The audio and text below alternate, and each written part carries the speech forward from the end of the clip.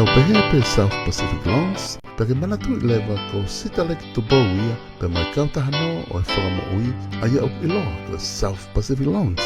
Ko kautaha ini ko lau tau e lau toko ni a tau kainga tonga mo Pasifiki I loto Aukalani Nuusila. Oua na ke tuku ke fuwhainga tā ia, mo lo me kina koe e ngahi mo ua mo e pila kehe. Loro tonga e tau whewha uhi mo COVID-19. He ko osi whakanau ka kato ai South Pacific Loans ke nau toko ni koe. Iha whahinga taimi pe, oku ke whia mao seniti e. Ke hau ka venga whawhamiri, ka venga helo tu, whia mao seniti ki abe ki tonga. Pea koe habe hao whia mao seniti, whakawahawahi. Koe South Pacific Loans, pe tene lava. Kene toko ni koe, ka oki kai ke tui mai, pia ke to rewa ho o telefoni, o ke taila ai fika o I whakamaui, noa walu ngeau, walu, hiwa walu. Pete ke au tonu mai pe ki ho mau ofisi, I he fika ua o e Cavendish Drive I Manukau, pe ko e ofisi, I he whetaulaki anga o e Mount Wellington Highway, pe mo Penrose Road I Mount Wellington. South Pacific Loans, I he noa walu ngeau, walu, hiwa walu.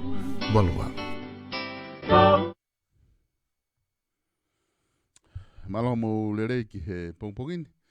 Ka inga ko korepe ke u whatapu ki he awhia o tuaho tau lotolotonga. Whatapu atu ki a hou eiki. Au ku waot kia I polokalama mawahe koen he pongpongini. Whatapu atu whoki ki a haatahi whanua mo haa matapure. Pe whoki tiki mo tolu e tonga ko toa pe ku wongo atu kia e tau polokalama koen ku whahoko atu he pongpongini. Pa mi he Vipon Media. Ko whiawhia whoki pongpongini ke taitai lerei heni. Ai pure koia South Pacific Loans. Starek tupo ma kai whoke sola. Starek ki te motolu. Whahoko atu pe ma polokalama. Pe mei heni he taimina ne ke I tonga I he tau ko osi. Na me whahoko atu pe ma ngai polokalama lo tonga kune whaifatongia pe mei tonga. Ka I he pongpongini o ki kehe kune I lo tonga I Nuusilani. Pe aku ma whakawau ke whahoko atu e polokalama ko ni. Ma South Pacific Loans. Tala noa mo ngahi tunga ko koe no stalek malo tau mau e pongpongini pe o whape kulere mea kotoa pe pa me he kautaha finance a mamani koe South Pacific Loans. E malo pito e solga malo mo la maria o iki pe mo lele e tonga kotoa pe. Pe koe tika ke takamata e solo ko tahi mea ko ke fia e visio ki ho polokalama. O ko ke ngaua ke tau whatunga motu au tau whanua e whakatap ki au iki. Ne ongo ko iai e ngahi mea fōu makapea ke ngai ahoni ke ua tue whai mea koe ape koe hape uhinga. Ka e whakamalo mo au ku ke ngā wea ki tau whatunga motua ko ia koe whatap ka hou eiki mo e whare matapure. Kau take o tū. Ta mo ki motoro ko toa pe ai whanua aku mo mea mai ki he polokalama ko ia I he ahoni. Hange ko ia ku ke whare kai e solo ko e me koe tau ko si ka kato nā ku I tonga eiki ai. Pea oku iai pe e taurea ke he pe au e wakalahi me pe au e wakasi I. Oku ke he pe whakaofa o Nuusilani. Pea ku ke he pe ai whakaofa o tonga eiki. Neongo ukai ke puri ke he ia. Ka koe I ko holawe ki ai e Solvesta. Oku mau I Nuusilani e whakaofa. Ukai ke to e lo ia. Ka oku mau I tonga e nonga. Pea mea pāngo ia ko uhi ku aluhake e taimine ngai tui ke. Ke whengai ke toa no ngā awe ia ori he mona waware pia toa mo I ki o awe ori mo ia ka tau se lue ka neo mo ia o ku whawewia e tato e whenua maki I he pongpongini ke tatala noa ki he tawhake o no pia ki mua pia tato ki hoko atu ki a whainga area pe ko whia whakamana pe fo ke tawhako ni o ku igai ko ha whare I whakanoa wen ko e patala noa pe ni ke mea ngoi noa ko uhi ke malala pe e tawhako ia o ku ke au pito pe ai whare I whakano pe me hitala noa no ka ke solo malo au pito e tato e whelonga ki kotui ka ke whoro me heni ia whainga mari e ke lawa mai ai ki heni ke tapo kalama I ofisin ka ko uhi ku pe ko e whawewia pe ku uhi ku ta I Nuusilani loa pe kai malo e pa whainga mari ke hoko te tapo kalama Koi. Ko e stalek te kotui te tato ki tala noa ki he no. Ko whainga maria ko tawe whuko mau ke te tala noa ai. Ko whiawhia mau pe ke taki ke taki tala noa holo ka whanki mea ke halo pei tonga he ko inga foki ku ke he pe mausio atu me nusilani pa ke he taimi koko ku taimi ku mou nofo tonu ai tonga hoko ngahi mea koni ku hoko pea koe futa ulahi eni stare ki he tuunga whakapolitikare o tonga ke teu atu koe whiri nove ma pea ku ke wakai peke ngahi polokalama whahoko lahi ngahi polokalama whahoko koe kakai i he teu e whiri o whewheanga ho wakai ki he tauhanga nake atu koe ni ke teu e whiri whare area he tauni he tuunga kui a tonga Malo au bito solesta. Mana tui na ta polokalama he ku ke i tonga. Koi. Pana kuhanga o atuai e kutimi. Koi. Ko tui na ke tokanga i be pana ke whakarea i he tatala noa. O te kai hanga tahi a o maha ne timi e taimi ko mahalo ko e peleri e me ko me. Koi. Laini ko ia. Pea ko i winaku ke whiu whoki he mea ko hoko i tonga. Koi. O ku alu e taimi mo toe mo toe hange mo veu aki. Koi. Paku koe anga ia e ku viu tawa taina koe ki ai. Pe e mo veu, pe koe haha no whakarea, ka koe timi koe nā ku o atu. Koi. O ku iai e ki mafuri ai. Ka koe ki mafuri ko ia he matuka analaiso tau ataina pe mia a a. Koi. Nā ku tala atu ki a koe, ta kamata pe mi tonga tapu uluaki. Koi. Ko saspo hiwa na whakarea o ku heka he wā mei popo. Koi. Koi. Mana tu i koe hu a sia osi o mau e sea o tonga tapu ulu aki na heka ia he waka o ni tangata e ki pare mia ko pekia a grispo hiwa. Pana kei toi lo ia, kei toi pe mata i kai.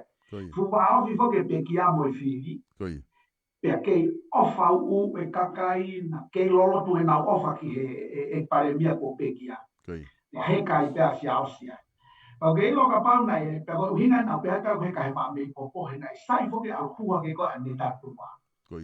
Pe kia mo ne tatua, asto taha mai rewa si au se taiti. Ka koe uhinga mo veu koe e patoa. Pea ko kore wha mole he ku ngā ua ke rea ko ia, he kai ko haku pe he, pe oku nau pe he. Tau si loi pe e tau tolu. Koe hae uhinga mo mea koe tu whilawe koe mea pea nau tolu. Ka koe mea ku asi mai, o ku naurea mai aki, koe kau tala tu eni ke te he, koe tau whanu mo tala noa. Kai naurea mai aki pe, tau nau o mai pe mitia whasosiare, a e nau tō ke he. Hangarewa he tō ke he ko ia, o we ia sia osi ke mamahe me he kai wā me popo kai papa. Ai ko te tūkai taimini, o papa he tu wā mei. Koe toe pe nia ke tu uru, pa koe mea pe taha tene tari hake a whainga tō ko ia ko plai kere kere, Aia ko. Aia ko kusio ko. Ka te ki ana waiso me ta wha ko ni. Mana tu ana waiso ta o taina ni ia. Sai. E mama e ua ko e pe mama e tolu pe wahi fihe patoa.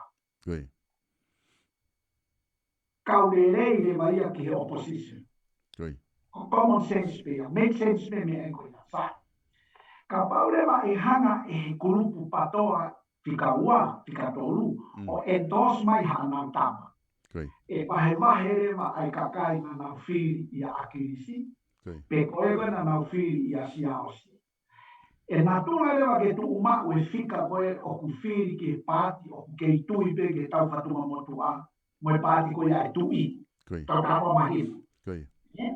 Aia koe foi whika koe i ai, mea pango pe ku nei ku kei umau ke a koe pe ke mau e statistic koe, ai ola o e whiri nei toko si, nai toko whiha ki a siaosi, toko whiha ka ne tatua. He wange kauna na ke heke toko tahaono, e koe toko tahaono. O kai wata o koe tūma whatu tāmaki a ke heke. E marama pe ia ke tau ke he, na ia hamea e hoko ai ka ki hoko ai ka ka te tau tupe ke ta whaki, tau ai pe ke heke he nei tahaono. Koe whiri ori na wahanga atu ki ai he kutui wa aku i tōna tapulua kai e nau tokanga ke solonga whapalema koe ni. Koe foi whika koe na nau whiri ki a siaosi. E toe mawa e ua ia pe mawa e tolu, ka paute na ua mai koe toko lahi ange ai kautama koe e o mai o whiri e patoa, koe lahi ange i pe ia whenga maari e ke wini ai toko taha koe me ta wake taha. Aia ko pehe e auia. O ku e tunga, more, a tonga tapu laki. Tonga tapu ua mantui na pea tau ia he tatala noa, ne te ke asi maha palo pare mai ia. Ko tonga tapu ua ia na ostalatu pea uia, neo mo koe ke utui tata ua mo misisika. Pa koe ke utui au ke e mea kota o kawe misisika. Kana wana laiso tau taina pea uia, ma more pe misisika ia a tonga tapu ua. Kene tuko tai mini, ku heka mo ia he tai mahino. He koe uhi, koe whontokolahi koe na naufiri ia misisika. Ka toi endose atu he patoa global, pe koe patoa international, pe koe ha. Koe nau wahe ia ai ki kakai, na nau firi loyalty koe ka misisika. Aia koe ki kakai koe na nau firi ia misisika koe patoa. Ko nau tolu ia movete. Matuko ko analaiso e. Ko nau tolu koe na firi ia misisika, ko nau sa ia pena to ia misisika, familia o misisika, siasi o misisika, ngari koe ki kakai pe ia, e no fomako koe ka misisika. Koe kakai koe na nau firi makatunga he patoa, te nau alu na to ke tama patoa koe nau sa ia. Ko hailewa e benefiti, koe tama koe mi he opposition. Aia ko so atu, o ku toi ki ngā unu mai mo misisika ia he ta mahino. Ka ku kei whai ngā maarie, he ko maasie. Neo ngari mea ka wawe pe alu e taimi. Aia ka pau tau pehe, ko ongo sea e ne ngari pau, tonga tap wha. O ku mea tatau te pehe pe ko analaiso, te apply pe mo mea tatau ki tonga tap wha. Kau kake, e tunganga e tatimi ka wawe mai ke mea ko ni na ngalo ya manatui. Kone tu fuka e taimi ni, o ku poupou i he nihi, i he patoa pea misika poupou i he nihi a matemi. O ku mahino heni kia te au ai ki matu o tu a whakapolitiki ane a misisika. Matu wanga he tokolahi o teke kia misisika e koia ku sea, ke ne teke i a matemi. O ke ilo anga e ku viu atu e solo, o si ilo ia e misisika, koe aluga matemi, ka ne tuku wange a matemi ki tua. Ko e ne holofa monia e patoa. Koe anga ia ku viu pa ko, ange ai we credit lele ia ke misisika, ki tonu ange pe ne whakauto o taha. He ka alu a matemi, e auto o taha, i kai. E alu ia mo e ne kakai. Ko hai e we si ai, whakaluku fua e patoa. Au tau peke nau ko ki mea ko nia, ko taha palas taha, tatau ua. O koe ka mea ia ke toi alu ha square root mo mea ke whainga taha, hono whika ipa to si mau calculator. Sio ai toko taha ko tau peo tonu ke le sio mahino i fwoi moni ko ia. Ka alu a mateni, e alu mo e kakai. Pa koe ko kakai pei tonga tapwha, e alu mo e kakai he ngahi. Pai a whiri koe. He kumau whela la me ipe. Ko hai e wesia, koe patoa whakaluku fua. Taimi tatau. Ma tu lai whanki mea, kwa sea ke i tonga e pehe ke whai mo whaka auha tui ko ia ka tau nonga. E solvesta, o koe ke utui au ki ai. O koe ke utui au ki mea ko ia. He kai ke, mantena tawatu ka koe ta whaapolo kalama, koe fo i toka te rine. Ke lama hata ia tamate mea koe te tawo e ospea mamania mo foi tui ko ia no pe ia ai. Ko ai ko ke pehe ke whaka au hai foi tui whakapatoa kai ke lama ia.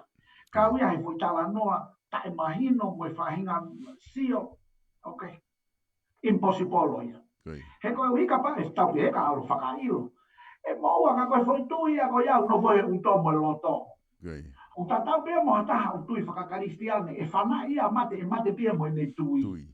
Tatau no pia mo e patoa. Ko ai ko ke pehe ton ke na whakakana toa mea kehe. Ko ai ko ke pehe ke mea tanoa lolo hei koe ke kau ia isiu koe ki a au ia. Ko kusio tau taina paka ki ai neo koe ke tui au koe ke patoa. Koe ke tui ke patoa ka koe ai koe ke pehe ke mea ke hange hano. Hange to kua hafu wao saafa ka ai o hoka pia taaki mo yaka. Tanoa lolo hei. O kuowa ia me whaingata a. O kuowa ia koe ke extreme. Algo que extreme, Iyo, o ia i. Pako hano solo wa. Koku pe ngau tui a ngau tolu ai. Koe nia ngau tui kei. Koe koloa pe ke ue o mau mau lao na. Mo ngai mo kula na. Ai koe nia ko win kei. he koe ui ku nau ki kihi mai na tō koe mea nau tui ki ai pa te nau mate pe nau tō wai. Hange pea koe mea koe kou tui ki ai te mate pea wai. Pea tatau pea mua taha pe. Hange ko kia koe. O koe pe mea ea me tui ki ai whakapolitikare. Pea kai ke rea kia koe, pea kai ke asi mai ia ka unof pe ia koe o ke mo ia ki pa te kalu pe koe ia o mate mo ia. Koe ai koe ke pehe ke tano lolo koe ke tui au ke mea koe ia. O koe koe i siua tai minu kua si ake ke whatonga i pe ulahe tāranga i ho o i he vipon a media. Ai a koe whelame koe ke toi whakafoki. Ko tānoa ko tēne he mea kou hoko i tōnga. Toi whakafoki pe ai mawhai ki e whiri koe he e tu i ai Paremia. Pea moe kau minister, moe kabineti. O kai ke tui pe he. Mahalo pe katoki hoko a muianga i he tuku e tai mini na e ki post ai tama he tālanga na sewe na tuta laiki atu ai. Tako hina laiki ai, he koe mea ko tui ki ai. Aina me he tama koe ni. Mo pau ke tau whakaapapa e tau tōruia ai mea na e mo koi ki ai atu pō nima. Ko tui au ki ai. Koe mea koe ke whai, koe mea na e o kore. O kutawanga me tau tolo toi whakangari wale ki tau tō. Nā tau o kore, aku tau tau mai tau tori au pēr tukai ke tau lawa whakarere tau tau te whakapuna atu. Hange pe ha tau atu, ri tau e atu. Ka puhinga me tau whakoia. O kui kai ke tui e solo vai e palpare ma kuku ho. Ka ke au ia kai ke whietara no au ia, mana tui koe ni una ka mai tonu ke pehe tui mana kau ia e pori viu whakamare mai. No pe mua kita he te viu ata. Tuku pe mua me ai tamatu i ko me ai tamatu i. Ka koe uviu wa aku koe uvi ko tupo nima na ne mokoi ke tuku mai ai konga hono mawhai whakapolikare ke kakai maa hono kakai. Nei ki uviu na o mai i ho o pe si pe o pe koe mea pe ai tu o ko tu iki ai. Ka whingangaro tu iki ai. Ka koe uhi foki he kai ke mea ko pau ke watu ni hia koe ka mai ke watu o kai ke tui pe he. E kai ke tui ai solo vai palpare. Ma le bie fo ma lolo tonga. Kai fai pe me ai au totonu. Koe fai pe me a totonu ia i he tunga totonu lolo tonga e taimini. E sai ai pia tonga. He ko tama koe ko no koe tonga tau kosi. O ku sai pe kakai a koe katrane a ke mua mai o. Ua tau rea tonga koe matani me ke. Mai kai tau ki fai toko ua o no. Ai tau tafitu. Nau mai o he uolo i mea o palpare. Kau sai pe kakai whakaruku fua ia. Koe ai koe ke teke ke toi whiri. Ke teke whakua fua kariri ue. Masi, koe tau koni stutone koe fu mea topu tapu mo maa oni on. Kariri ue iku whakakata aki. E wange ia koe haki whakataha kau tō maue. Na nawiri ke aho mea ke maue mea. Tana koe whakataha ke iriu ke umaya mea. Stutone ki ai whanua. Koe na koe nai osi mo koe e tupong ni mana o mai o ngau e lake mua ai mea koe ia. Ai a ke mau, ai a ke mavivi. Pea ka pau pe kua watu ka tukunga e solo e sta ko li tau ueri moni koe ke nabla. Pea tau toki sio atu ai. He koe ui koe e foi process whakamaman lai. O koe mea koe referendum. O mai ke kakai koe ha e nau lau.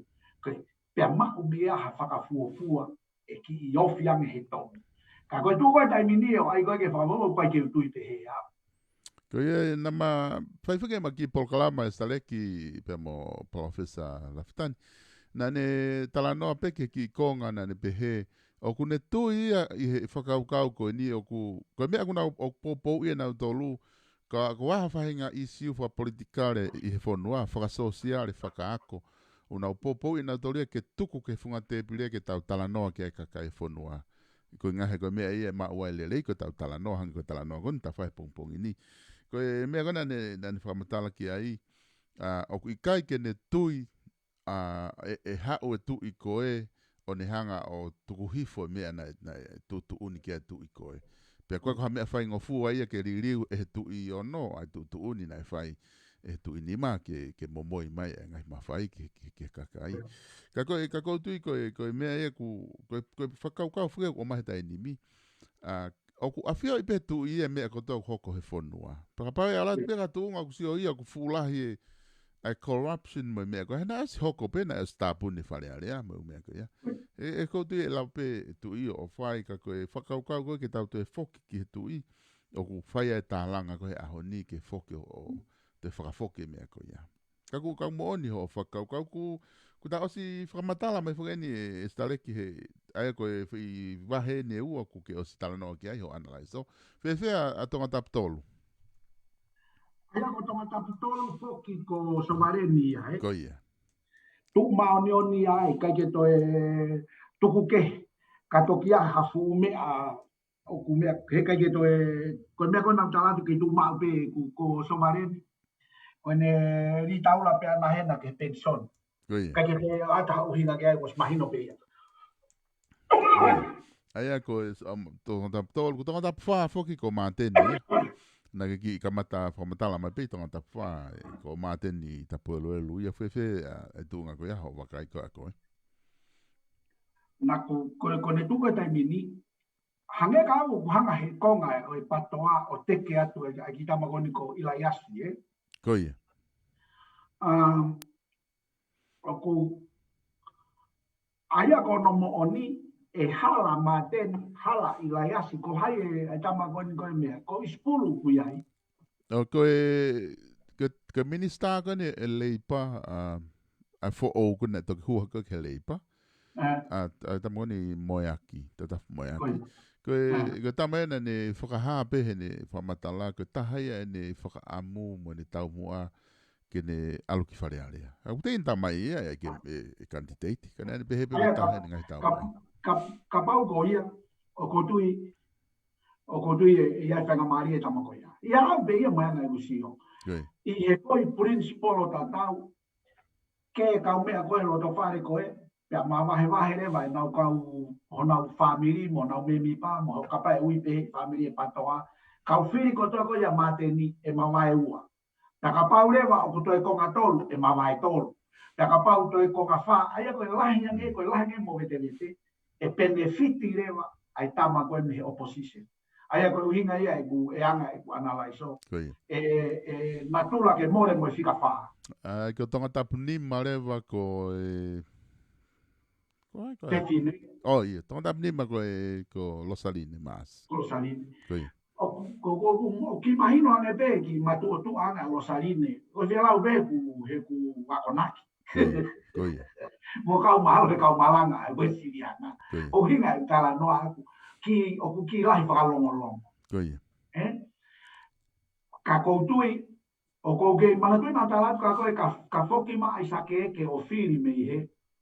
O koutui e lava e ai sake ke o nokautia. O ko ke tu pe tu ikoia. Ka o ke mama lohi pe a Losaline ko uhi o ki mahino mai whakalongolongo.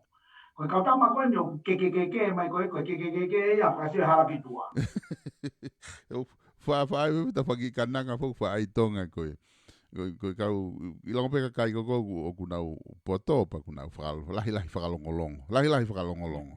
Kai ke nau lahi longo. Aia ko kusio ko ka Losaline. Mga tui o lai baka tama ni na hoka mai tamai na pe mo pe ka longo pe. Aia tanto que aia e toki vete ia me levata ai foi fica ko ia. Ai ko tonga tapu no foki ko minister ia me teki postei. O ko tu e whaingata ke ririu. Ke ririu tamo. O ki kuma ke awa. Ai ko postei ia ko tonga tapu fitu lewa ku ilo pe o si mamaha ke ai whafonga ko ia. Pe ku lailahi. Ai ko tu ko ia mahalo ku hange ko e whatuak ngā ue tu ata tonga tapu fitu te nim ki kakai. O te ko ke mahino e tangata me la venga maria se sta ko ke ma ke pe to fi. Ka ke kau pe ia he whakawhikiki ki he sea ko ia. Pe e tipeni me he tama koe mea koe ki a hai koa Pautsia Ko ia. Ko tui pe ku o se mahino tama e ko ia. ko tui e kai te an whainga mari o na whakasino, pe tu kau e Filipe kai, ko tui pe mu mai. Aia ko ka pau e mahino mai ko hai e tama ko he patoa, ke mau hata ko e dos mai he patoa ki ai. Na ko wahenga foki na hanga he patoa o endos kia piveni. Pea te pull out te piveni i ne uhinga pe ne sio ke la ko ne whanki longolongo a. Ka rewa ke nau te ma opo e nau ngā we. Aia ko tui ka pau e a o pike taimi ko ia ofia tuki ai o ku ma opo e ngā we e guai pe whainga maari e ke aia ngari e toki mau ki ti sema ka papa e kai he mea goni mau ke whiri hoko. Ka koe whoki mo whakafonga fo o ku nā polo kalama mo ia. Ko e whakafonga ia a kulupu o kui ko i kare wākai. Ko e tamai aku o ku ne talamai e lere ia me i tonga tapu fitu. Pena kamata ke ne hanga tuku mai ne ngahe polisi fo o. Ka kui whee tama wea. Oku kei Amerika pe uti kai ke whoki. Oh, right off at wea. Koe hauka me muri si sea kutui a kuia e hauka tama me muri. Kia te au ia pa koe ke kau ia he mea, koe ke tui, o koe ke tui e hauka tama me muri o te ke e lokolo. He te ke tu pe tau rea tonga, he ke hauka tama te ke i mea rofu mei, Koe ka tama kona pe koe mea ia koe ke tui te ea. Koe. Kana hoko pe foki mua na hapea i pensiare ia mo hai tamataha na Filipe o au kei malawa pe ka ki whaingo fua. Oku malawa ka koe taha me afe. Taha me afe, koe. Koe o tonga tapu hiva, koe whafonga ia koe se misi whahau ia, na minista koe hengo we tangata koe mi vaini koe ia. Wahenga koe ia. Koe. O kotui kai o kotui palpe koe... Oh, tonga tapu walu ia. Koe. E kau mo ia no tautu mo ia he maa mei ko spapa. Koe. Ai ko tonga tapu hiva rewa ko e tamago pensimani fifita na minista ako malolo. Ko tonga tapu hiva ia. Mi... Kotui, o natura bebe mo tamo ia. O sai bem na ki whakalolo peka ko mai no pedia. Na si, ko teo na si o moi pena doria ko na o si... na uhu he exiti. Fefe tau paremia, tonga tapu hofulu. Oh, whango pito ia. O koutu ia uia, koe to o whalala au pito pe au ki he tunga koe paremia. Koe. He koe me tataki e nuku lere ia e lere whanua. Koe. Sai wha ekonomika, sai wha sosiare, sai wha lau maari, sai e mea kata. Kia au ia moanga usio. Koe. Uke ka pau ke pe ko hala usio, ke tataina puko ke tamai ko hala. Ka ko tala. Koe. Kai mahui nganga ho sio ko ngaha ku whawhatonga e tu ke whaarere tu ko sa tu ku o ke ofi holo pe he fetu ko office pare mi a pau pe ke ilo me ko ofi holo ai. Ko na ta mata i mo wa. Ko mista pa nga ko e wata taha ia. Te vita lai mau. O sai bo ke nga we ana. Koe. Kau te ko kei toi pe ke au te tamako ia. Koe. E koe foi mafu ia pure anga ta koe malo hina nga au he tai mini o kui kai ata me minista pa nga. Koe. Pa mai no pe ai. Ke te au ia. Kai te kai fe ia e tunga koe tamako ia. Ai ko hapai taha ua ko tamako ko moare finau. Tatau pea tahaua mo tahatolu ko tui o kuna heke heka he tai mahi no he tai mini. Ka o ka pau te nauhanga en tos mahatama me muri, tai toi huu pea mo tamai. Koe. Koe, ai ko taha whaa rewa ko saia piukala ia. Nai pehe ko au kai ki te whiri ia. Ika ko tui pea e whiri pea saia. Ko kei tu pea saia whiri ai taha whaa saia. Taha ni ma sami wai pulu pea taha no rewa akusita. Fefe toko tolu koe mi wawau. Koe taha whaa si e kuilo ki ai. Koe. Ka te nau wala ue sia ko toa pehe parapare mai patoa. Koe. Keke fulawa o ka tuanga te taha whaa ke nau ki tuanga te pehe tatai noa koe. Koe. Koe taha ni ma. Koe te wate ku viu koe ni. Ka te ke sira nge ki ai pe ofi e tonu pe kai. Koi. Mana tu e o alua tu a toki me a logo, Koi. Mulunong ipawau ia. Ki mama. Taimi tonu, taimi lahi. Koi. Ka ua toke ala to vari pata ipe ai kakai he minute whakausi kai ki utue ngā welele ia. Koi. Ka koe kuhinga. Lolotonga o kutu e taimi ni anga e kuviu o kutu. Sai au pito foi timi koe e puranga lolotonga. Koi. Pea e sai ko ia o kui loto e sa miu mai pulu. Me he tahanima. O te keke whanongo tō taha kuhanga e lavu o en tōsi mai a lomo. Koi. O te keke whanongo kuhanga taha reise i siu koe ni. Koi. Ka te wata o taina pia anga e guviu. Pea o koutui he kaipeke hanga e lavu o papiriki en tōsi a lomo. Alo. Koi. Koe uhi he kapate ne en tōsi ma a lomo he taimini. O kune malaki e ia a sami wai pulu. Tangu ilo belang. He's very smart. Aia koe toe ni, amatu kuna whetoko ni aki na ua he taimi. Au na taha. Kau te keke hanga e langu ia o endos mai a alo. Sa. Koe whehu i kapau tene endos ma alo. E wesi ai, ai pāti koe, ai peki. Koe tari ki ai iyo. He kule o lahi au pito alavu lavu. I he ume alahi. I tonga. Sai. Aia kone tuko e taimini a saa miu. Mana toi na ulaki timina o te hatu ka koe sai au pito a saa miu e he tuk whakasiasi. Ka kone toku koe ni tēnā ki. Aia koe kātoa e kau tamana nau whakawhekiki mo saa miu ki mua. Kātoa e ke ta whaki. Alatu koe nā lovo he e kusio. O ku feeling e lovo ia e toko taha tonu kai kaurere ia ngā lovo. E ne fili a lavu. E mi uia aku, nemo lahi, tapai kakai, waha lavu, mai aku. Ka mahi no pia ngā lovo, uina ne piki a lavu. Ka koe toe ni, o kai ke utui, o ko ke novo, o si ofi o mea koe ia. Pe e tos mai e lavu, a lovo pe kai. Ka pau, kai e koe anga e ku viu ka. O koe whoke stare ke, a koe ango ua heni, ango candidate o kai ki asi hako na hingoa mi wapau. Ko e tamako ni ko tu akalau. Ko e whai e whiri ko me mei ko kakato e ta e ua se ne whoki mi Amerika o ngā ue pe mo e kai ngā i wapau tahauno. Pea mo wapau katoa. Pea mo e toko taha koe ni tangata i whanua koe ni ne iafu ko... Aini ko koe e ni hotele ko ni ne afu, tom whapaia. Ko tui o kuna, ko lere koe whiau akapulu, ko tui te tatok whoki mai ke akapulu, ha tau ki niwa taha fitu, pata ki whoki mai ke Southern Loans, pata to ki whoki ki whiau akapulu koni whalere tom whapea mo tua kalau.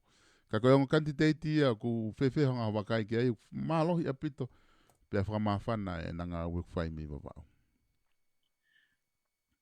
O kai ke mahanga naua iri wai e ku ana waiso. Koi. Ko tonga tapu taha ono, aina koho tau wahenga. Koi. Mana tui na tala koa koe, ko kei whika uraki pe ki a naua, ki tonga tapu taha ono, a lavu, a kosita, pe a mo waske. Koi. Ko historia o rei mātua o ko kei tūma pe ai, o ko kei tolahi ane pe whiri ki a vrea mo waske, ia a kosita. Taimina e whiri a lavu ne kei tolahi pe a. Pe a koutui e kei mātula pe he. Tai. Ko mea koe ke whenga ki ai a Miami waske. Ka pau o kune loto ke ne pit i a lavu. Whenga ia me he u. Pai a me he mahenga ko hango pere toa, matarika holonga. Mo taanea, halafui, tongiwai. Ai malai ia duia.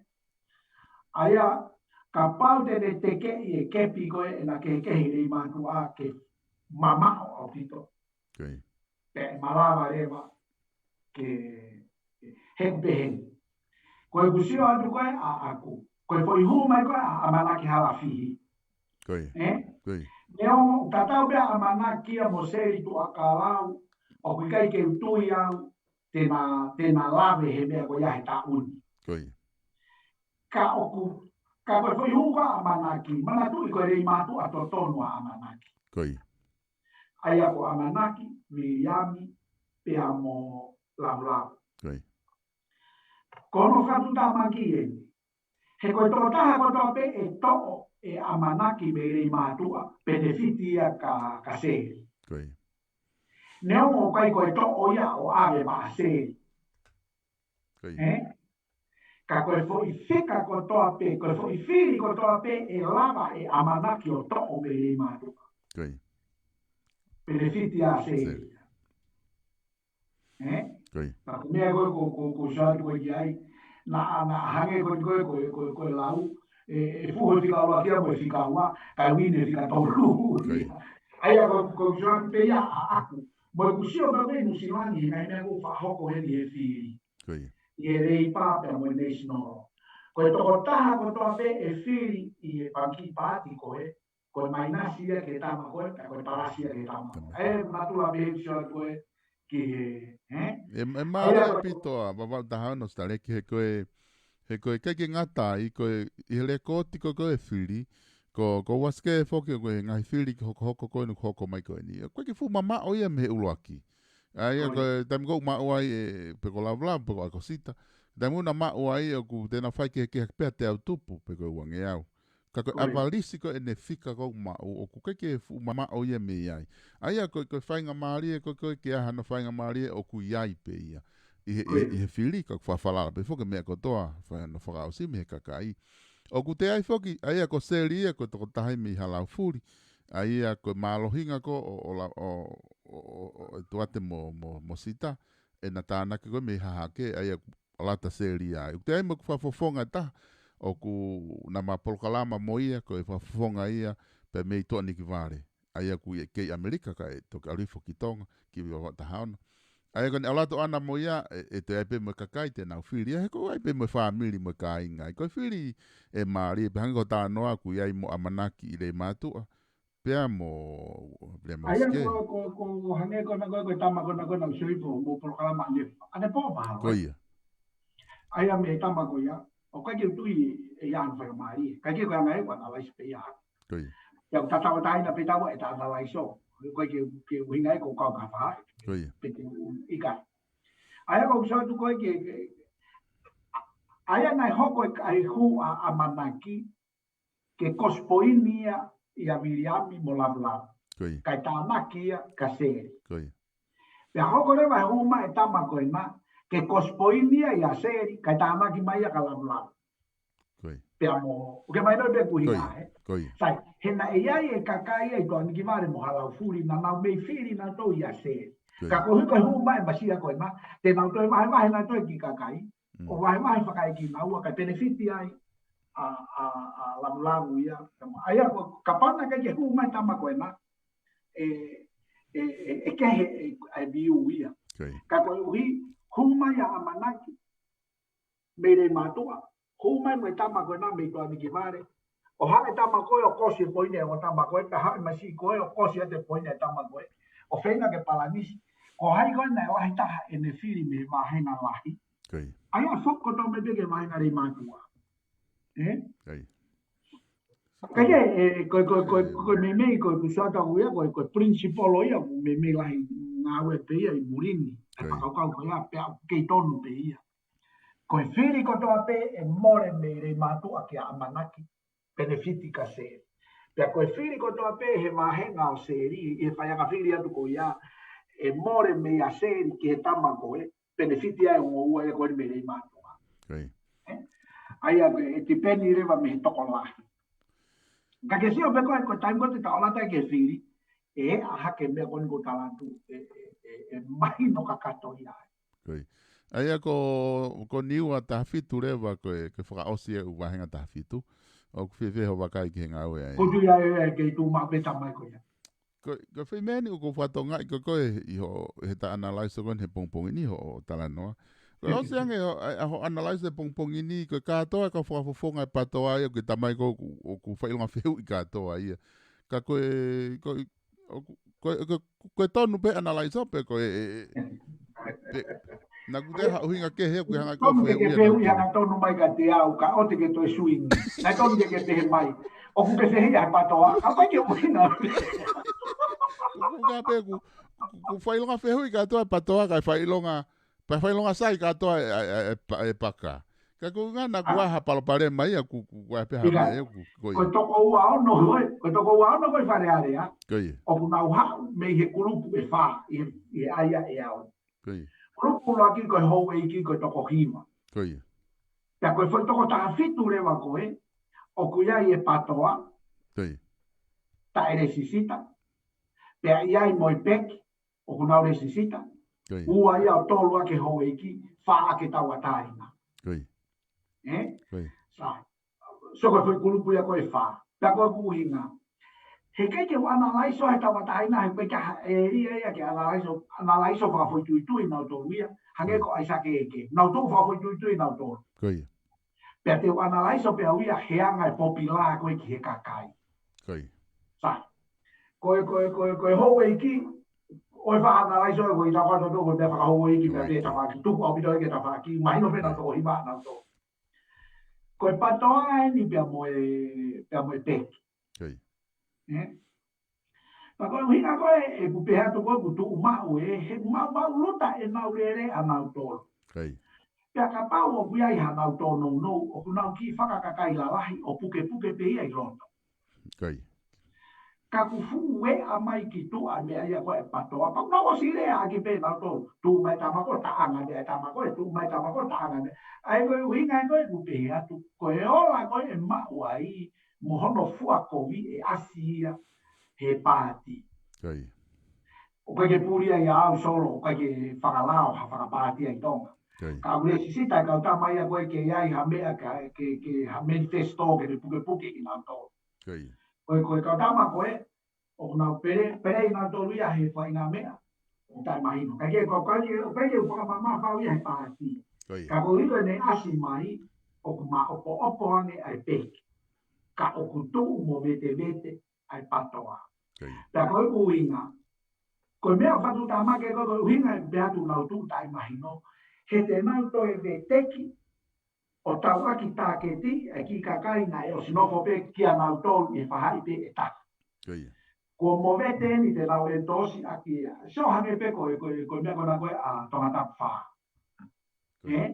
Ko teke he ni iha māteni, pea teke he ni ihi ilaiasi. Mena uinga. Koe kakai mei whete nau whiri, ai kakai pe koe na nau nofutaha ka mate. E toi vai ua. Taka toi hawa kulupu patoa, nau toi teke maha tama patoa e taha. E wahe tolu ai kakai na nau nofutaha pe koe ka mate. Koe uinga e pea. Pa koe ke uinga koe e toka o koe te koe ko whihi a ke patoa e kai. O kai ke whai au ea he tui koe ia. Ka kai ke uinga te whaporikare ia ke te tātaware ai ki nau tolu. Ka plesi pe nia he mooni koe ia. Pe e hoko pe ia. Whai. Koe ki ka kai koe na e nofo taha ka pohiwa tu yo ne toa. Maino uinga. Tēnā me no pe watu ka pohiwa. Koe ka kai koe na nau nofo ke tamana na whiri na na ki whawhekiki mo poe koha se misi. Ie tangata pōwhulu? Iyo. Ko ai, ani koe pe kai ke. Pe ko hai pe ai na whiri koe he whiri koe na i toki osi. Koi. Tu mau pea pohiwa pa taha pe ai po hingoa o atu he peki ke mahe o fulu. O pohiwa. Tai mine patoa ia i mahalo e tokotoro. Pe e tokotoro, pe e toko ua ka kua osi mo vete lo toko ia. Pe e mo vete ko ia, benefiti a pohiwa. Ai uinga pe kwa na lai soa. Mari a pitu. O kai e uinga ia ke pe ia ko ikai. Mana tui na kwa na lai soa ki mua ia na ke tu maa pe kutui ka semis. Ka misisika. Kone tue tai mini ko uhi ko me a kuhoko. Kutoe liliu ia. O ikai ko uhi ko patoa ia ikai. Ko uhi ko umea ko no kuhoko. Kakai ke whaerei. Ka nai ki polo kalama alaru mo tāpinga na ai mai pa koe fo irea koe au ki i mālohi. Na e au ke toi whakalalahi ange, mo toi mo vete ange, mo toi kovi ange.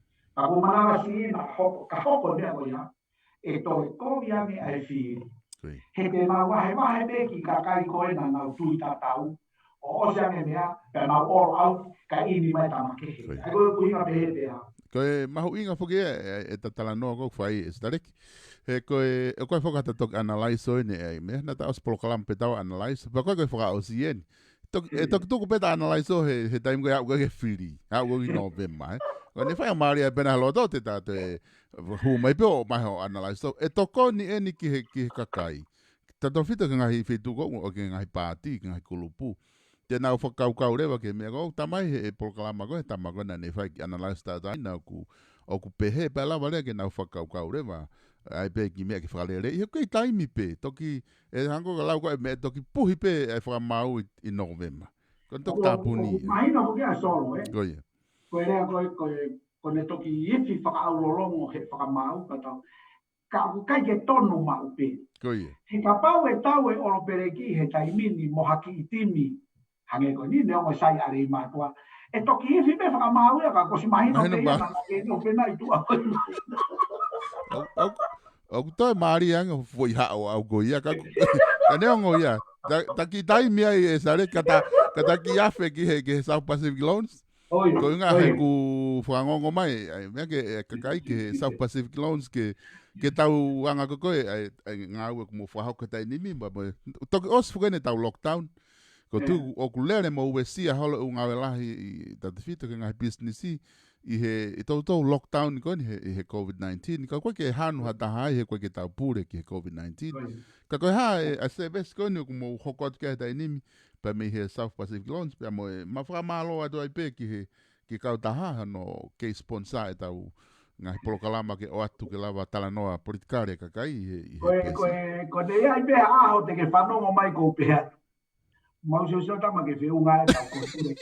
Ta ke ilo hewa, o kai ke toi mau whanongo me. Pea koe te mau whanonga kakai, Ka kumahino ai, ko te kai ke te tau e takamata mai, te kai ke take talanoa ki ai. Koe. Mahino pe o tau kei alo maari e pe. Kai Koe tūwhaka tai nini COVID-19 ene o kue sia.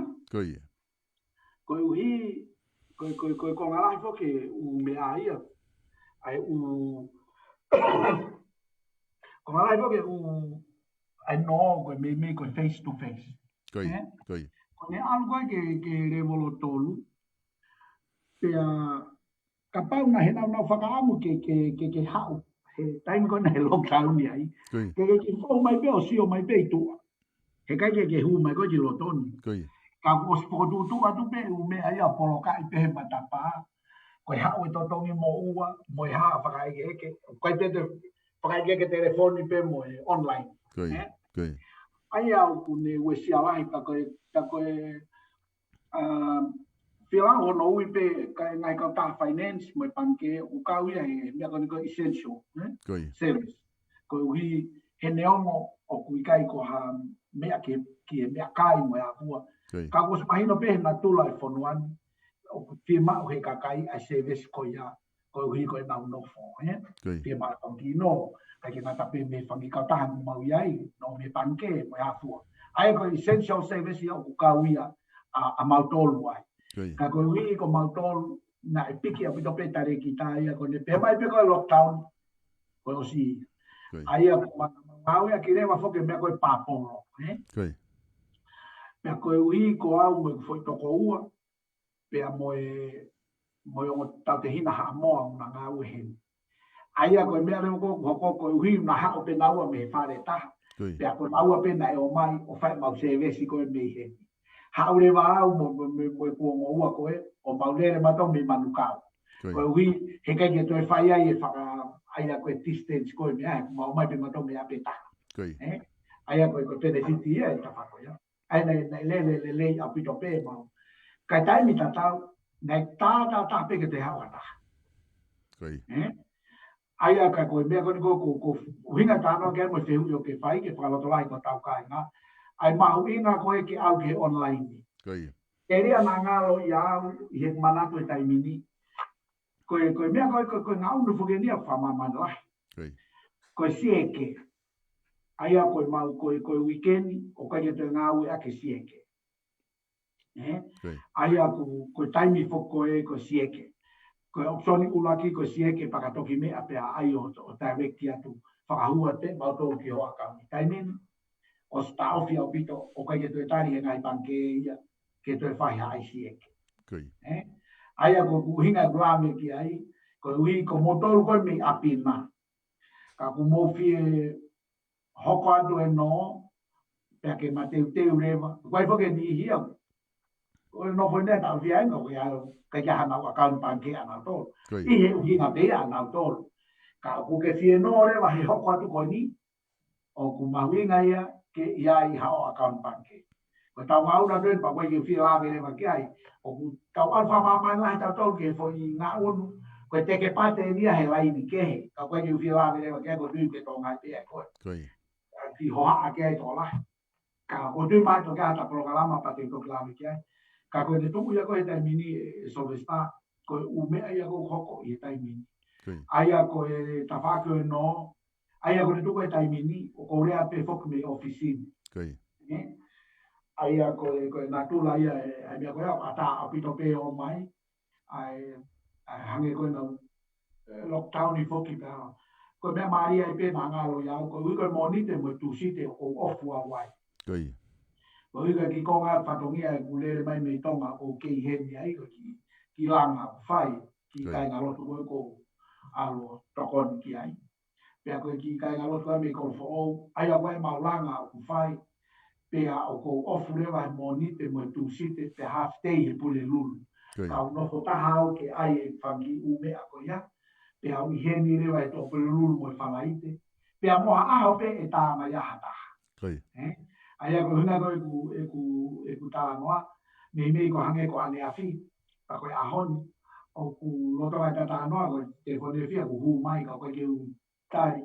O ku koe hui koe tā porokalama koe ni. Ka koe wiko o ko whenga pe ke mea e ki motor ko me apina. To pululu mo e whalaite. Pea koe e ni I kuna mo ua ka ngā toko mai toko naki. Ka ku wha a tārewa o ha. Ka koe toko naki whoka aurere ia te takai o whase sio mapapa. Koe nā tula ia ai tūma wea I whatongia e solista. Ka koe whanki I no ko koe o whahauko ho tau ka inga tonga mo ka inga Pasifiki. O kua ha whanki maho inga e ngā tai tau pe wā whea ki lalo koe ke te fuwhe mao ha mea whea ia ai ku me tātu pena tolu ia approve mai e no koe amu. Koe nai pehe whoke lao ia ki mu. Koe tuko e tai mini o ku toi hai pehe pure anga mea koe ia koe te toi mea ia he lao fo ou. Kua pāu ia te whakamai pe koe ka uoko ai ka. Koe nau tuku aki statement mai nei tolu. Whamui mui. Ai a koe fo I legal obligation ia ki he kau ngā we. Kua pāu kai e te aso kati ai. Pea koe mea pe whai ai e whakangalo ku ia. Koe whai tūtu uni. Ka koe te toi mea pau hange koe IT, bank statement, pea moe mea malu. Koe IT, pea moe bank statement I, tūtu uni e lao. Ke ilo koe ui ka angai mea ki o lota tuai moe mea ka koe tūtu uni ia, pe kei pe kawa tani ia. Koe tapaki koe ia ki he aia koe IT a moe bank statement. Tapaki koe ia ki he kure titi moe mea hango mea malu I, o koe ke tūtu uni he lao. Koe mea pe ia ngai kau tahano. Ke whapapau ia ki koe ka mea koko malu se ti e lama ke ui kawa. Hano whakatawa ke o mea mahino ke. Kei I tapako ia e solesta. Ko mantolu koe ui koe te whitoi pe koe hae lahi e te no. E ke whima koe te tolu ia koe. IT, bank statement mai na tolu koe ui taha. Pea moe mea malu. Ya koe mea marui ko me mei ko whaarea ni be whaki porokalama, ko tahape ni mangea o whai rao matang o fua. Ko hika rere, koe ke uinga ke tonu ke rere, kai ko rere, o ki kata ki be tahape ni mangea o koe rere, koe he mano. Ke lere koe koe ongo atu e taimpehe ai. O ku kei whakapatu e maea ke rere, ko si I e tapai ke te.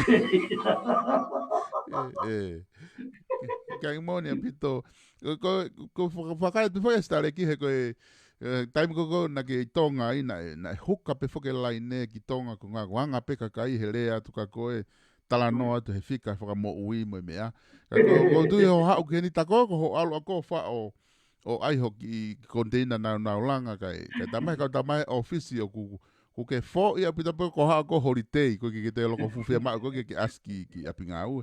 Ka te ufenga he time go ni ke level taha ke whakahauka taki po kalama pe me ofisi mo ta hulu holo ngai tu ngai ofisi ke si o me ka hatau ka inga.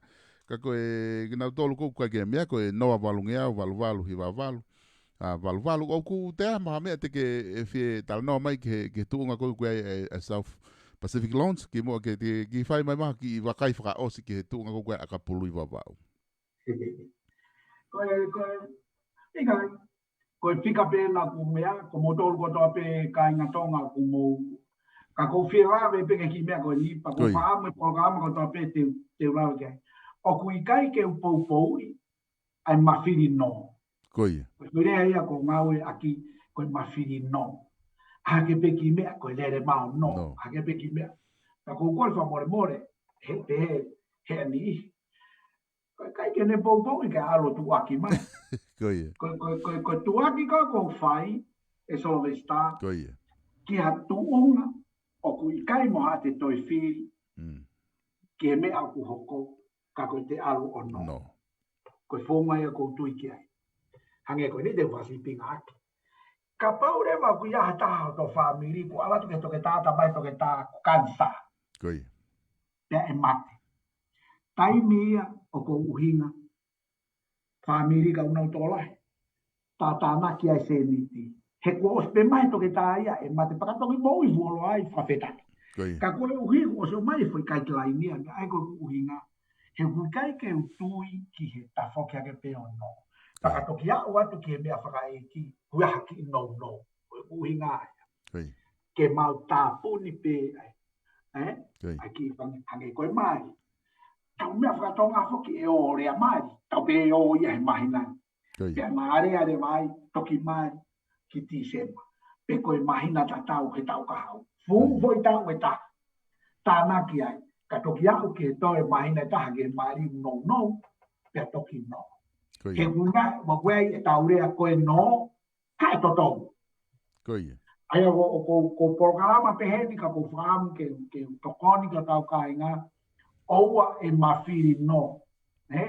Ko ake peki mea, pa wai whake ni hia na, ka mata mai koe ki ihe ni, pa wai koe mea wai, kai wai peo ki hala, ma wai whakau i ke ua, wai peke whao pe kato na mea.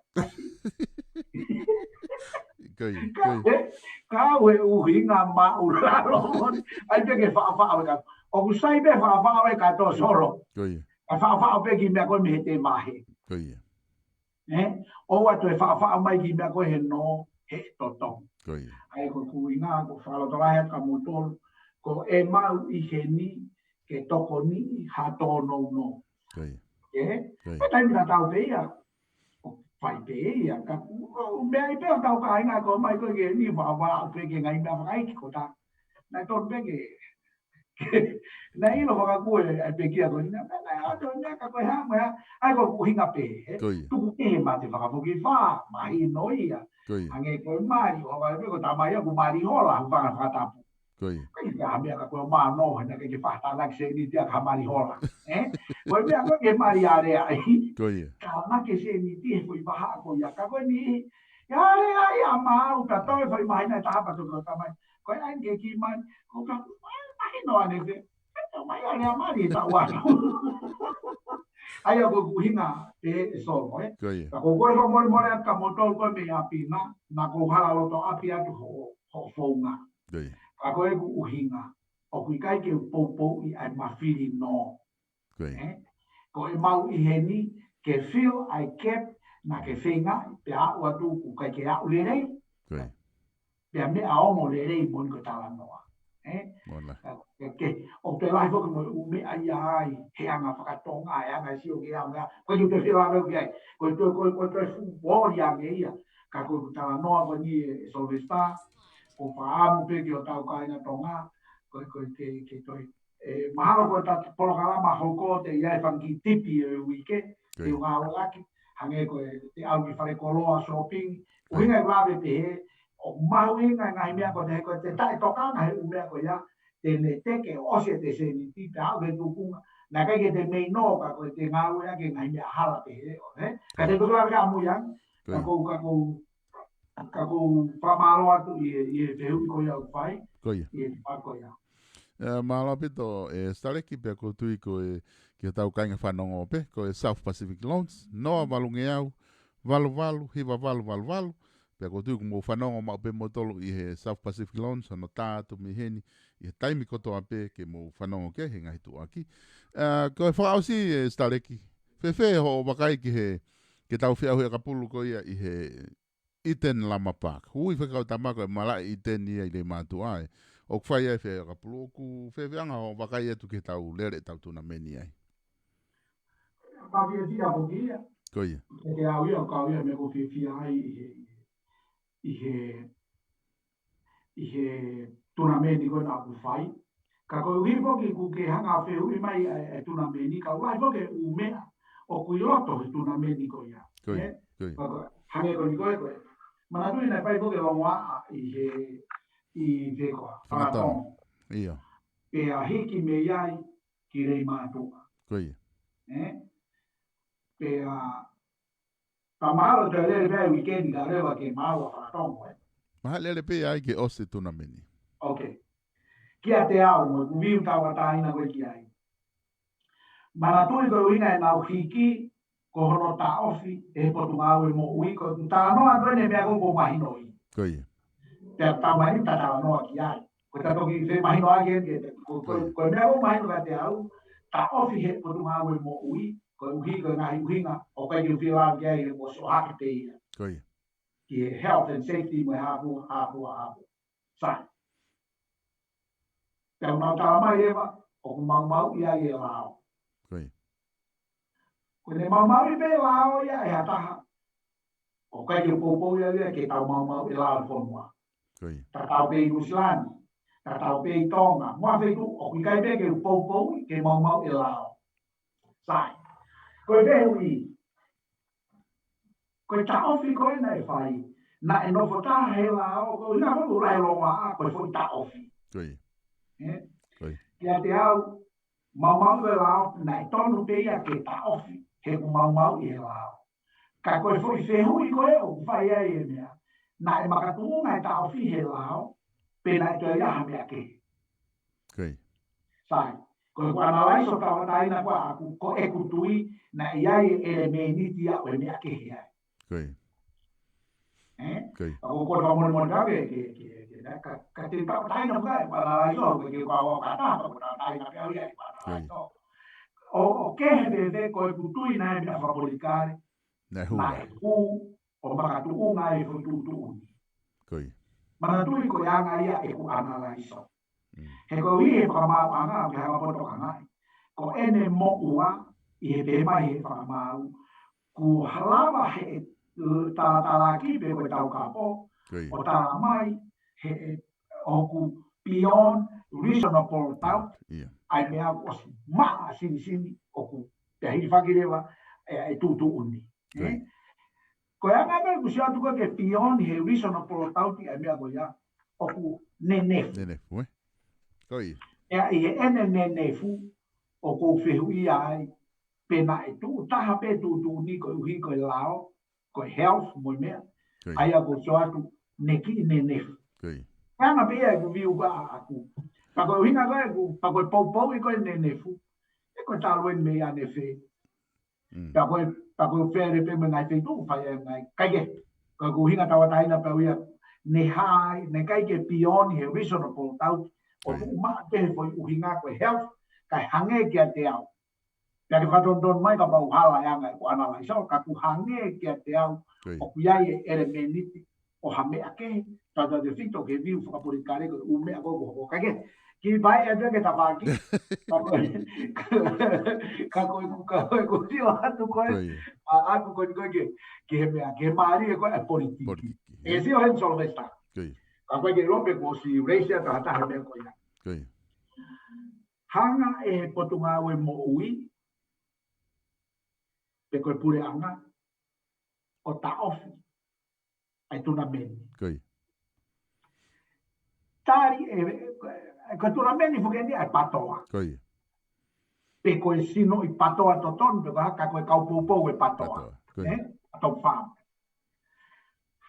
ta o fi ko tu mai mo ui hikini mama le vare ma tu ai Koi. te mau host e mau ton ai fi au e William Waske Koi. ko William Waske he ko analaiso aku E foto. o ye ka fa ki pe ai tui Koi. o ke patoa kanehanga eia otari ai se au e patoa ke fa yang e ke ore I mantua Koi. ke sio ke me ko sio atu aku ko smart ko e politiki Koi. okay lo ka pana o si pe ai foi tau aka pulu pe fai le vai firi e Maria ia Koi. ke mana ko ina ayanga ko sio atu pa pela o bea ko to ke ta pa he o mama ta mai he la o ke Koi. lo tanga ko no teke I me he taria do me ka taria do ya me opposition Koi. pa ko wange au ai foi credit la ya upito ma William Waske ka ke sio ki o si pe ko me ko tu I wanga e la o to kanga e foi me ko ya hu mai le wala mu ya o tan mo fanga to ko tawaki ko me agui ko constructive politics Koi. langa ki se ka pana ta ofi pe ko ta tu ko pe ko ke lo mai ke vete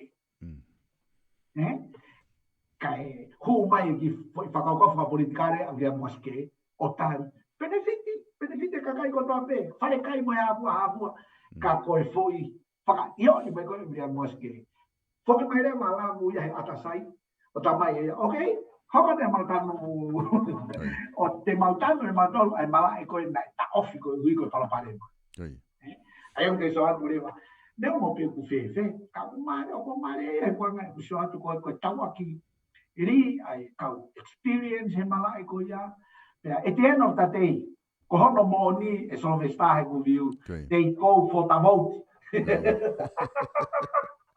at the end of the day they go for the vote ko no mala e ko na ko politiki e ma dai me ma ata mai le mo me aga no fotu ai ko no mo ni Etienne ko yang ai taria ki akapulu ka ko ya ai akapulu me apela ko mo I so vesta ko I ko o mai ko na hope si me America e pai feka usi fai ngano na Texas tu ki ai no family no hoa ke eke mala e na mahana ya we ni na na to ga tu pe o ka we tu e fa o si ko to ki mala we ai mala e ko me no na mo mo I we ke Texas ke vai we ka mana ne vai no lo puko mana e fai atu ai kau kumi e malai te fisio ala te maha mana tok fok mai me longo mapu mahalo ko me tuke a kapulu ko kana e o si woni mai pe ia e hai ko ai na lupe mano ia ko mahalo ko ula ki woni mai ia ko e me a risala na ne woni mai he ne pesi ko mo tolu ko mo fie kumi malai a kapulu o tu ke fono o mo me alele pe a oa na mo eke a mo ho pe na mahalo na to o ma pe ka kai ai fai na whakahua ko ya ka kono I kuanga aina ko toki tā mai e whawhangu me a pia ko lau tui o matua mai whanau ki tua o ilo tau kai ko mara mai ka pulu ia ka ewa ni ihia tango totali ke whai a ka pulu he mala ka ni ka hono mo ni foki ko ko whiri ko na whai he ho e ki ke whai ki le matua ko tala noa I he ahoni ku o whahauka he kāinga nau fia he ngai whare kai ku nau teu ngai mea kotoa pena nau whai ki he akapulu osi pena nau kentine nau tolu iu tika ke au ke taulahi ai aku nau teu lahi rewa ke weekend ke whahauko e monu ia ekonomika e kolope moi wahe whanua ko mea kako inge ki ai he ne ongo he kaka ko pusau ki ai ko maari ai poi tauhi me he kai o mai ai tapua ki whaka ekonomika ko ia hua I mai kere mano ai a ko ki foi lere atu ko ni oua he ke lava he kaka ko no moni ko ki manatu ko ne iafu o ku fere ai ngai whare koloa ke me lalo a taha o ange e ne sopi Ko ke ni matua, o kai ke ta me be ai, o kai ke ai mo ate to si, ka ko ya te be ke fa ki ke tin ko ta fa. Ai ko te so ke foi ai ko ya abria moske. Ko pe tono ya ga kwa na lai so. Ka ko tu i ko pe ere me ni ti ai political move, ere foi move ko ke tai ai neo mo ko foi fa ko ti hanga ngai. He ko ri pato ai ka ne ka ko ha ko ki foi ai ko ya. Ka ke o ku mai e ngai ngau no ko ni pa ko tu ko ta mo nu ye ko ta ka nga me io mata ho me fu sai ne. Ai fu monu ko ia ku hoko e ngai manu wa whaka politiki kai he ko tui ko pāanga koe e mau he kakai o rei mātua. Ma ke me he komiti mo mea. O ko tui e ki whaktoe ngā tuko ni e au po kiru. Kiru. Ke ti peni me mea kai te nau, mea tokon te nau ngā o hi mea. Ke sio ko whaktāpua kia ku tō ke kai ngā o whotu. Tāla kai mo sipa pia te he kia tui mai hoi. Ai ko so atu ko foi na un e mai ka ko sei ko fie ko la me ke a puru fa si ko sei ko ki tesi ki me na fa hu i pita tangi no mai ai no fa ko pe lama o ai me ko ki fa ko ture ki ko ke ko muli pa ki kamata asima no popo ka ko sei ko mai ka ai foi fa ka ai mai no pe ka te au ko tu i ko pe ni no siofi a dea o ia ke toe lava o he koe ke te roi tare niti e tamaiki me tonga na he tuke ke. Ka kai he wa te ta noa ka whawhiwhia o tope koe hui kai tai ta tau pe e whoki pe ta noa e sowe sta ke whika e whakamui koe mea ia o kune o mai e whai mamari o sponsor i koe tau ke i maua ki hoa hao nova na ta hewa he politiki ka ko via pe ho e lai ta ki polo kalama tu ki mua ya hu mai ni o ta mai o ilo e ka ta ha mai o ko ha ta no politiki he ta he no ki wina fa kaure kai ka ko ju fi ta no wi ki ai pa ko me ko fi ya o he le le tu polo kalama he tai mini me he office ko o ka ta que solo va te ki kongo ya ki kongo mahalo estareki ko fe unga e ta polo kalama he ahoni ko tu ko meli e me ko do be he ta fa ki ko ni ta tala no ki ai mi he South Pacific Loans no valungea valu hiva valu tala monua tu ki he toenga ngā ue ki te koe ki he South Pacific Loans pia moe hoko atu koe ni ka pautea ha mea te ke whewha auseaki pia kai koe ta whiunga ia ki he ahoni kai te ha mea tala monua tu pe Solvista ki he Vipon Media e ki he tau kāinga ne o ngoi tau omi o whakapai aholo heni kai ke ngā loko tala noa pe ke halama ngā no tau omo hane tau wofi ke mata tulu he wani pia tau tau fia tau whanonga tau kāinga pa ko toa e tāpua ke koe ni o se ahuia kapulu tau monua ke kāinga whotu tala kai moapsi pa pe ka tui vai hoi modol ko toa pe mo mea mai ke polo kalamani tau te whito ke te modol ko ia inusilani ko hiko mea whakano hange pe ko ia ko lami ke aipa mo whika ko ia ko tuu mehe tu o Solvesta no valungea valvalu hiva valu 0800 88 98 88 lo mi e fika ua ke rea mai ai ke select tu po pe a kapaure va ku kai te ke to loto ke to e fou holo e ngai fika ko e pe ke ma pe fika ko ni hanga tonu ke te au ni ma fitu ua valu ni ma no ta ko e fika hanga tonu ia ke te au Solvesta pe a malo au pito talamonu ke toi ngā weekend ko ni, o ke mō mau ha weekend lelei pia me a pena, pia ke kau e ki he tau whanonga, pia mo e tau hanga atu ki he kaha u malo a pito Solvesta. Malo a pito ko e lawa i e proklama e pongpongin, ko tau ngā pena e ongole rea tu ki a pina, o atu pe ki tua ke taha koe ni me South Pacific Loans, pia tau maa vai ai, tau whilonga ki e whiawhi hoko e fitu, proklama langa whanua, ari mātua i muri, ka mō mea.